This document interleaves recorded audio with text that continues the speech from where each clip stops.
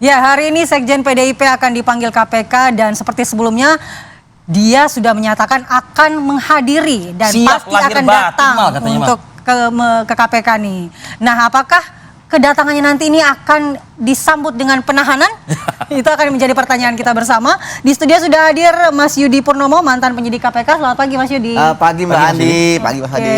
Saya mau nanya, Anda sempat melakukan penyidikan di perkara ini nggak, Harun Masiku? Oh, enggak. Ronald ya? Ronald, teman kita. Teman juga, kenal yang ya? TWK juga. Oh, oke. Kemudian nanti kita juga akan terhubung dengan Pak Magdir Ismail, tim kuasa hukum Hasto Kristianto. Kita masih coba menghubungi. Selamat pagi Pak Magdir. Sudah tersambung ya Pak Magdir. Selamat pagi Pak, Assalamualaikum. Selamat pagi, terima kasih sudah diundang. Mohon maaf nggak sempat hadir. Terima kasih Bapak. Baik, tampaknya sudah rapi Pak Magdir. Apakah ini sudah siap untuk ke KPK Pak? Iya, kita memang rencana kita pagi ini kami akan ke KPK, kami akan hadir untuk menemui penyidik KPK dalam rangka pemeriksaan Mas Hasto. Rencana kami seperti itu. Oke, pukul berapa sedianya Hasto Kristianto dan tim hukumnya nanti akan hadir di KPK, Pak Magdir? Kita harapkan nanti kira-kira sebelum pukul 10 kita sudah tiba di sana gitu loh ya. Karena bagaimanapun juga kan beliau kan diundang itu untuk hadir pukul 10. Jadi saya minta maaf, makanya saya sampaikan kepada teman-teman bahwa saya akan bisa hadir di dalam acara kita ini melalui Zoom karena bagaimanapun juga nanti mesti segera ke KPK. Begitu Arif Adil. Betul. Ya, keberadaan Pak Magdir memang sangat melekat dengan Pak Hasto untuk khususnya hari ini. Apa persiapan yang disampaikan oleh tim hukum kepada kliennya dalam hal ini adalah tersangka Hasto Kristianto untuk hari ini menjalani pemeriksaan? Apakah juga disisipkan untuk mengingatkan Pak bahwa pakaian ganti Pak ya, khawatir mungkin nggak bisa pulang gitu misalnya, atau seperti apa nih Pak Magdir? Saya percaya begini Arif malah ya, bahwa tentang penahanan dan lain-lain itu kan mestinya digunakan sebagai opsi terakhir ya, karena bagaimanapun juga kan pengaturan mengenai penahanan ini kan sudah ada di dalam KUHP. Kalau orang mau melarikan diri, orang mau menghilangkan barang bukti, orang mau mengulangi perbuatan. Nah, syarat objektif tiga hal ini menurut hemat kami itu tidak terpenuhi ya, sehingga menurut hemat kami berharap bahwa narasi atau penggiringan opini tangkap Hasto dan seterusnya ini yang kita mesti hentikan gitu loh ya. Karena kami juga melihat bahwa proses penetapan tersangka ini bermasalah. Ya, mulai dari persoalan ketika penetapan tersangka, saya kira kalau kita melihat ke belakang ya. Perkara ini jadi ramai kan sejak akhir tahun, sesudah pihak PDIP mengatakan melakukan pemecatan terhadap anggota keluarga dari Pak Jokowi. 3 hari kemudian kan menjadi tersangka beliau. Nah, ini yang kita tidak mau, dibangun narasi politik ya, mempertentangkan PDIP dengan pemerintah. Ya, sebab bagaimanapun juga kan yang kita harapkan bahwa pemerintahan ini akan berjalan dengan baik. Oposisi dalam hal ini PDIP akan melakukan pengawasan yang terbaik terhadap pemerintah kita.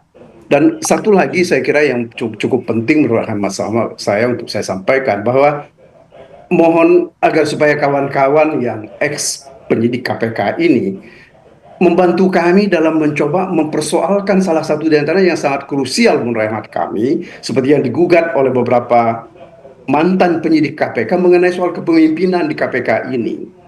Keabsahan mereka ini yang menurut hemat kami jauh lebih penting kita persoalkan daripada kita membangun narasi menahan Mas Hasto ya. Karena bagaimanapun juga kalau narasi seperti ini yang kita bangun, ini akan menimbulkan ancaman dan ketakutan dari banyak pihak untuk kritis terhadap pihak-pihak tertentu. Karena apalagi misalnya kalau lembaga-lembaga penegak hukum dipengaruhi atau mereka hendak melakukan balas budi ya terhadap pejabat yang masa lalu. Saya kira ini tugas kita gitu loh ya. Saya kira itu yang harus kita kedepankan sekarang. Bukan membangun narasi tangkap tahan Hasto, nggak ada gunanya.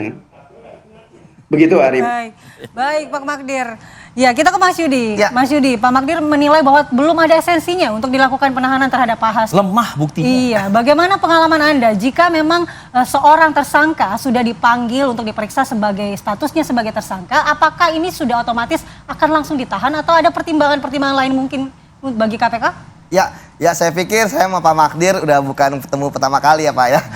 Pak Magdir itu udah sering lah kita bertemu ketika di KPK. Tentu Pak Magdir sudah mampu menganalisis lah hari ini akan ada apa ya. Apalagi pasalnya ini kan bukan terkait dengan pasal kerugian keuangan negara yang membutuhkan waktu dan perhitungan terkait kerugian keuangan negara ya.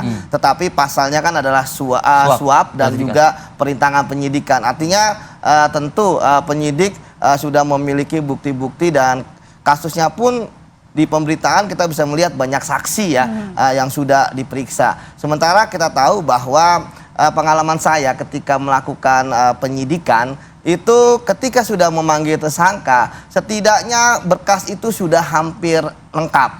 Kita tahu bahwa di KPK sistemnya itu kan ada penyidik, ada jaksa, dan kita satu napas lah. Artinya ketika penyidik kemudian melakukan penahanan, tentu sudah berkonsultasi juga dengan jaksanya. Apakah sudah bagaimana dengan perkembangan penyidikan yang mereka lakukan, apakah sudah siap dilimpah, kemudian targetnya berapa, rencana penyidikannya tinggal apa yang belum, seperti itu. Terkait dengan misalnya keterangan saksi, dokumen, alat bukti maupun barang bukti. Nah, jadi ketika misalnya kemarin Pak Hasto dipanggil minggu lalu, ketika ternyata Pak Hasto tidak hadir gitu ya. Ya saya pikir penyidik sebenarnya sudah mempunyai berbagai macam pertanyaan-pertanyaan lah yang kemudian untuk dikonfirmasi, dan pertanyaan-pertanyaan yang sudah disiapkan penyidik kan tentu berdasarkan tadi keterangan-keterangan saksi, alat bukti maupun dokumen-dokumen yang mereka miliki. Artinya menurut saya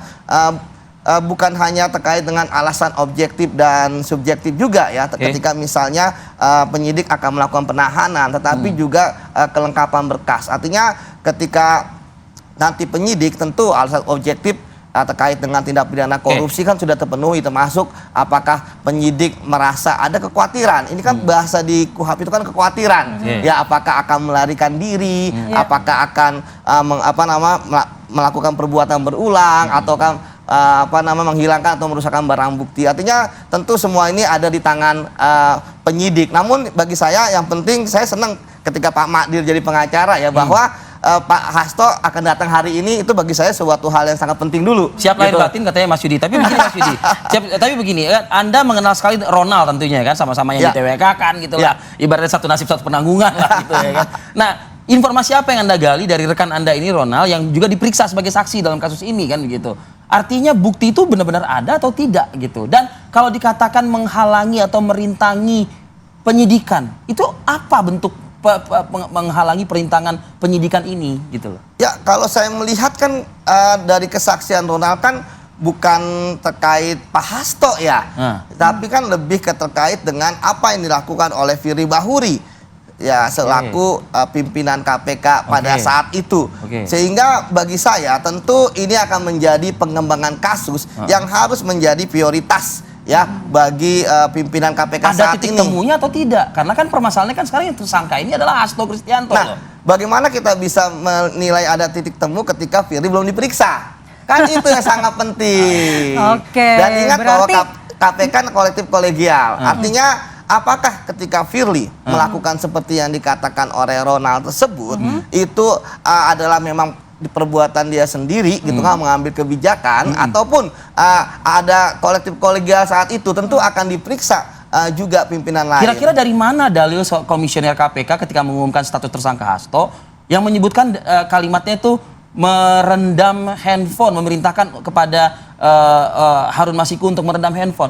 Dari mana data itu dimiliki oleh komisioner KPK? Nah, itu kan yang menurut saya kan belum dibuka oleh KPK. Makanya saya menuntut untuk segera dilimpah ke pengadilan. Karena memang kalau misalnya berdasarkan hanya keterangan saksi, menurut saya akan sangat berat. Pengalaman saya itu ketika keterangan saksi tanpa didukung oleh alat bukti yang lain, Alat bukti ketika dia kemudian mencabut ya keterangan, itu akan sangat sulit. Walaupun kita juga pernah ketika kasus IKTP ya, ketika ada saksi kemudian sudah menuangkan di BAP kemudian berubah ya mencabut laporannya, itu bisa kena pasal lagi gitu kan, memberikan keterangan tidak benar. Tetapi setidaknya penyidik ya yang dipimpin oleh AKBP Rosa Purwobekti saya pikir juga bukan penyidik kemarin sore ya, tentu dia pasti sudah menyampaikan kepada pimpinan. Ingat Mas Fadil dan Mbak Andi bahwa dalam proses penetapan tersangka itu kan kita nggak ujuk-ujuk penyidik langsung menetapkan tersangka. Pertama akan diuji dulu di tingkat kedeputian penindakan.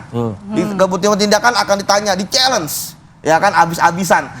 Kenapa harus disangka? Apa barang buktinya? Perbuatannya bagaimana? Apa alat bukti yang kemudian membuat dia menjadi tersangka? Kuatkah tidak keterangan tersebut? Layaknya kami berdua pagi ini mempertanyakan. Betul. Saya merasa saya di BAP nih malah. Semuanya diuji dulu. Ya, baru setelah itu baru ke pimpinan. Nah, tapi kan dengan kasus ini KPK disorot dengan adanya unsur atau spekulasi politisasi. Seperti kata Mas Yudi tadi, supaya tidak ada spekulasi politisasi di tubuh KPK, harusnya dibuka bukti-bukti apa sebenarnya yang KPK punya. Nanti kita bahas, tapi kita jeda dulu.